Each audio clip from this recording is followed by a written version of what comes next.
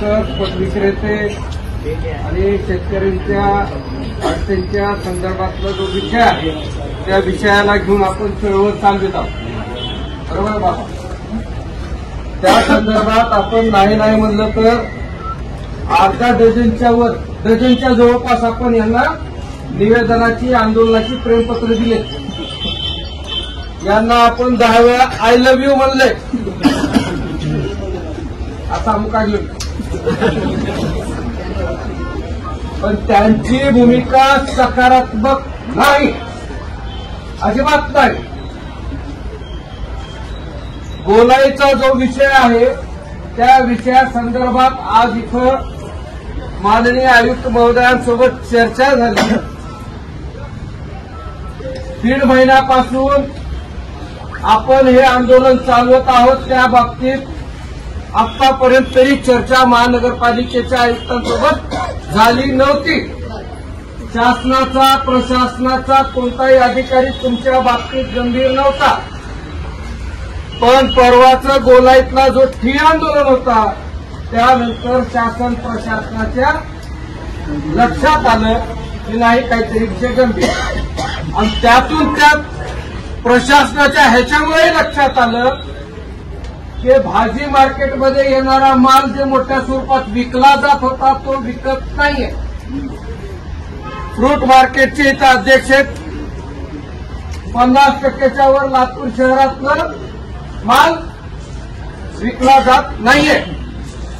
आपली भूमिका कशी असावी? आणि मी स्पष्ट बोलतोय, मी फक्त गोलाईतलं बोलत नाही. उषा किरणचे कोण हात वर करा. अण्णाभाऊ साठे चौकातले हात वर करा. गोलाईतले हात वर करा.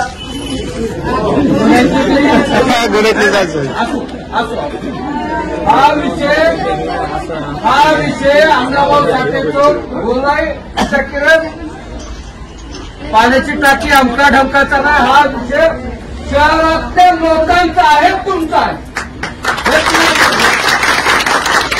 हा विषय तुमचा आहे आणि जनतेचा आहे.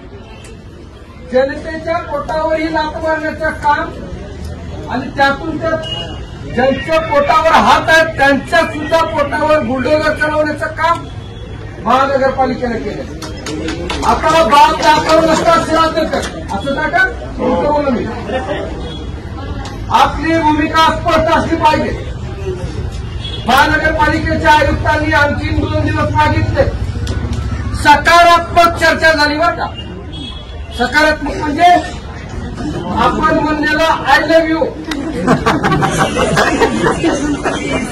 आय लव्ह यू म्हणल्यानंतर समोरच्याला जर पक्क प्रेम असलं तर आय लव्ह यू टू म्हणतंय. हिने फक्त आय लव्ह यू म्हणले. आता यांची भूमिका थोडीफार सकारात्मक आहे. सकारात्मक चर्चा झाली. आणखी आज संध्याकाळी किंवा 2 दिवसापर्यंत हे आपल्याला कळवणार आहे. यांची भूमिका काय होते काय नाही होते. गोलाईतल्या सर्कलचा विषय आहे. अण्णाभाऊ साठेच्या चौकातला विषय. कुठे गेली सायरा? तिथं आहे. उषा किरणची सुद्धा चर्चा आहे. आता अध्यक्षांचं म्हणणं असं आहे की कायद्यात कुठंच अशी तरतूद नाही की इथं बसवा तिथं बसवा. पण आता मला माहित नाही कायदा काय म्हणते आणि काय माहित नाही.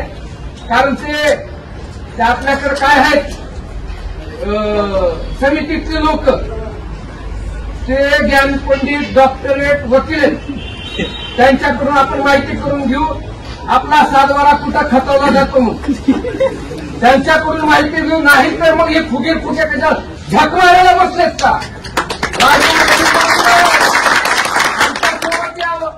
कारण ही लढाई त्यांची आहे, आपली नाही. मग ह्या बाबतीत त्यांनी विचार करावा. आणि लातूर शहरातला जे सकारात्मक चर्चा आयुक्त महोदयांसोबत होते 2 दिवसानंतर आज संध्याकाळीच बोललेत. बरोबर आहे. संध्याकाळी काय बोलतात काय नाही आपण बघून घेऊ. संध्याकाळीपर्यंत आपल्याशी सकारात्मक आणखी काय चर्चा, कारण चर्चा झाली.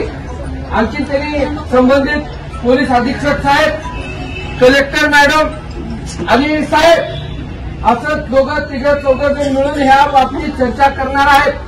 आपली जशी पहिली मागणी होती 3 तारखेला हनुमान चौक ते गोलाई, आम्ही म्हणलं ट्रॅफिकलाच अडचण आहे तर तुम्ही जाऊ द्या. शबीर साहेबांनी खूप चांगलं मांडलं. जे आम्ही 9 तारखेला मांडलं तेच तुम्ही बोलले. सोलापूर, मुंबई, पुणे, हैदराबाद ज्या ठिकाणी व्यावसायिक झोन तयार केले जातात तशाच पद्धतीनं झोन तयार करून देण्याची मागणी आपण केलेली आहे. पण विनंती अशी आहे की लवकरात लवकर यांनी सकारात्मक चर्चा घेऊन आमच्या पोटावर जे सध्या चाललेली इळी आहे ना ती लवकरात लवकर संपुष्टात आणावी अशी मागणी आहे. 2 दिवसानंतर त्यांनी देतो म्हणलं उत्तर. आज बोलवलं, चर्चा झाली तर आम्ही बसून चर्चा करू. जर नाही म्हणलं तर शबीर वहिनी आज जाहीर केलंय. बरोबर आहे. फ्रूट मार्केटचे अध्यक्ष, भाजी असोसिएशनचे अध्यक्ष, आजच शेतकरी संघटनेचे जिल्हा आणि मराठवाडा समन्वय माननीय सत्तार पटेल यांच्याशी चर्चा झाली. तेही शेतकरी संघटना या आंदोलनात आपल्याला सहभाग देणार आहेत. आणि शबीरभाई म्हणल्यासारखं 1-2 दिवस मला वाटते शबीरभाई खरेदी करायची का नाही मग नको. 2 दिवस निर्णय येईपर्यंत कोणीही खरेदी करायची नाही. एकही गाडा लावायचा नाही. चर्चा झाल्यानंतर मग पुढची दशा आंदोलनाची दिशा ठरवून असहकार चळवळमध्ये भाजी मार्केट, फ्रूट मार्केट आणि शेतकरी संघटना, पत विक्रेते आणि हॉकर्सवाले निवडून ही चळवळ चालवायची. 2 दिवसाची मुदत द्यायची का? हात वर करा. येस माहिती